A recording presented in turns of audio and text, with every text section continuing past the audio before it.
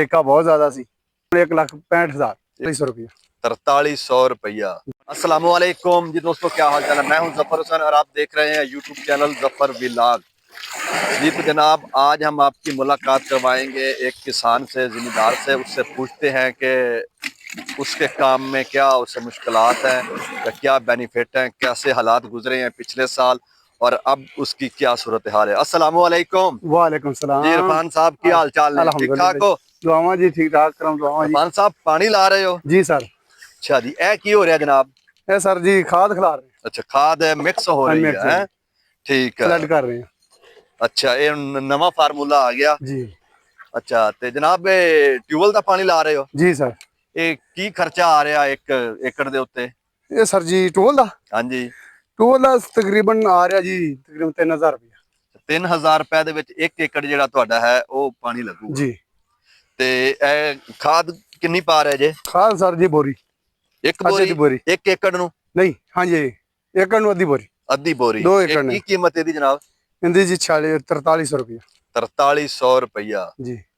ਯਾਨੀ ਕਿ 2200 ਰੁਪਇਆ ਤੁਸੀਂ ਕਹਿ ਸਕਦੇ ਆ ਕਿ ਖਰਚਾ ਆ ਰਿਹਾ हाँ ਇਹਦਾ। जी। ਠੇਕਾ ਕਿੰਨਾ ਜ਼ਮੀਨ ਦਾ? ठेका सर जी तकरीबन 1,65,000। 1,65,000। ਤੇ ਪਿਛਲੇ ਸਾਲ ਕੀ ਸੂਰਤ ਹਾਲ ਰਹੀ ਹੈ? पिछले साल ठीक सी, ऐतकी बहुत पिछ- मुश्किल था। पिछले साल ठीक सी। पिछले साल भी तो गंदम का रेट थोड़ा सी। हाँ जी, लेकिन पिछले साल गंदम का रेट के हिसाब नाल ठेके बहुत चढ़े।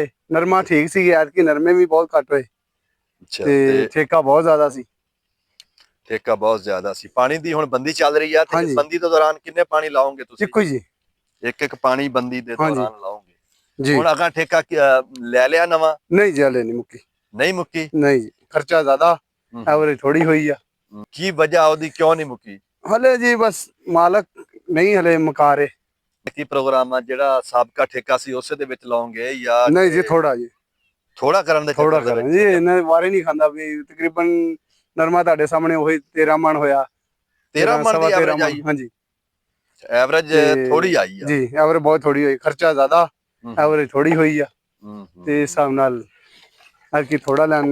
अच्छा जी, ए जनाब ये हुण थोड़ा थोड़ा छड़ दिता तुसी इहनू, हाँ जी टैंकी दे विच खाद खोर दित्ती। ए जी। टैंकी दे विच महसूस हो रहा जिस तरह तुसी तेजाब वगैरह भी कोई यूज करदे रहे जी तेजाब पाया। कपाह दे वास्ते? हाँ पगाज पाया अच्छा, कपाह दे विच तुसी तेजाब जिहड़ा हैगा जी। वो इस्तेमाल कीता या, ठीक हो गया। ये कितना रकबा हुण तेरे कोल इस टाइम? साढ़े को इतने जी 26.5 किले। 26.5 किले।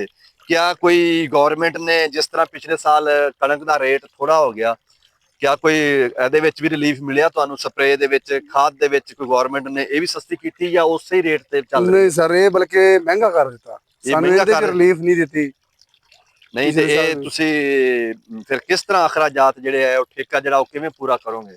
1 बस ਲੱਖ 1,65,000 से 1,65,000 ਰੁਪਏ ਤੁਸੀਂ ਦੇਣਾ ਜ਼ਿਮੀਂਦਾਰ ਮਾਲਕ ਨੂੰ ਜਿਹਦੀ मालक ਜ਼ਮੀਨ ਲਈ ਆ जी ਤੁਸੀਂ जी। 30 ਏਕੜ। हाँ जी। ਤੇ ਉਸ ਤੋਂ ਬਾਅਦ ਜਨਾਬ ਜੀ ਤੁਹਾਡਾ ਖਰਚਾ ਫੀ ਏਕੜ ਕਪਾਹ ਦੇ ਉੱਤੇ ਕਿੰਨਾ ਹੋਇਆ? खर्चा तकरीबन साडा जी 40-45 हज़ार रुपया ठेका 40-45,000 रुपया खर्चा होया। खर्चा जी। ਉਸ ਤੋਂ ਬਾਅਦ ਜਨਾਬ ਜੀ ਤੁਹਾਡਾ 1,65,000 ਠੇਕਾ ਜੀ। हाँ जी 65,000 ਤੇ ਇਹ ਜਨਾਬ ਕਿਤੇ 80,000 ਰੁਪਏ, 80 ਤੋਂ ਵੀ ਉੱਤੇ ਬਣਦਾ ਛਮਾਈ ਦਾ। ठीक है। हाँ जी 80,000। ਇਹ ਤਾਂ ਫਿਰ ਕਾਫੀ ਜ਼ਿਆਦਾ ਜਿਹੜਾ ਹੈ ਕਿ वही ਖਰਚਾ तो दसना भी खर्चा बहुत है। ਖਰਚਾ फसल ਜ਼ਿਆਦਾ। घाटा, रेट घाटा ਅੱਛਾ, ਰੇਟ ਵੀ गवर्नमेंट ਕੋਈ दा। ਹੁਣ ਇਸ ਦਫਾ ਕੋਈ ਰੇਟ ਹੋਇਆ ਗੰਦਮ ਦਾ ਫਾਈਨਲ? गंदम दा जी कोई फायदा, कोई फाइनल नहीं है। वो 2,000 दस रहे हैं। 2,000-2,500 2000 ਦੱਸ हाँ ਰਿਹਾ। जी। ਤੇ ਇਸ ਹਿਸਾਬ ਨਾਲ ਤੁਸੀਂ ਆਪਣੇ ਅਖਰਾਜਾਤ ਕਿਸ ਤੋਂ ਪੂਰੇ ਕਰੋਗੇ ਫਿਰ? ਬਾਜੀ ਹੁਣ ਕੀ ਕਰ ਸਕਦੇ ਆ, ਪੱਲਿਓਂ ਦੇਣੇ ਪੈਣੇ। ਹਕੂਮਤ ਨੂੰ ਕੀ ਕਹਿਣਾ ਹਕੂਮਤ ਚਾਹੋਗੇ ਤੁਸੀਂ? ਇਹ ਡੀਜ਼ਲ ਦਾ ਰੇਟ ਕੋਈ ਹੋਇਆ ਸਸਤਾ? ਕੋਈ ਨਹੀਂ ਸਸਤਾ ਕੀਤਾ, ਡੀਜ਼ਲ ਦਾ ਬਲਕਿ ਹੋਰ ਮਹਿੰਗਾ ਕਰ ਦਿੱਤਾ। ਖਾਦ ਡੀਜ਼ਲ, ਦਾ ਨਹੀਂ ਰੇਟ ਖਾਦ, ਘਟਾਇਆ। ਹਾਂਜੀ, ਸਪਰੇ, ਤੇ ਰਿਲੀਫ ਨਹੀਂ ਦਿੱਤੀ ਉਹਨਾਂ ਨੇ। ਇਹ ਚੀਜ਼ਾਂ ਜਿਹੜੀਆਂ ਹੈਗੀਆਂ ਤੁਹਾਨੂੰ ਮੁਨਾਸਬ ਲੱਗ ਰਿਹਾ ਇਹਨਾਂ ਦਾ ਰੇਟ, ਜਾਂ ਕਿ ਤੁਸੀਂ ਚਾਹੁੰਦੇ ਹੋ ਕਿ ਇਹ ਥੱਲੇ ਆਉਣਾ ਚਾਹੀਦਾ? ਜਿਸ ਤਰ੍ਹਾਂ ਕਪਾਹ ਦਾ ਰੇਟ ਡਾਊਨ ਹੋਇਆ, ਕਣਕ ਦਾ ਜਿਹੜਾ ਆ ਉਹ ਕਾਫੀ ਡਾਊਨ ਹੋਇਆ, ਤੇ ਇਹਨਾਂ ਦਾ ਡਾਊਨ ਨਹੀਂ ਹੋਇਆ, ਇਹ ਵੀ ਹੋਣਾ ਚਾਹੀਦਾ ਕਿ ਠੀਕ ਲੱਗ ਰਿਹਾ ਨਹੀਂ ਤੁਹਾਨੂੰ? ਹੋਣਾ ਚਾਹੀਦਾ ਜੀ, ਬਿਲਕੁਲ ਹੋਣਾ ਚਾਹੀਦਾ।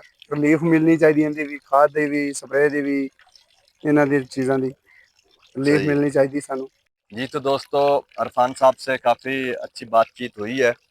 तो आप लोगों को कैसी लगी हमारी ये काविश, ये वीडियो, ये आप लोगों ने कमेंट करके ज़रूर बताना है।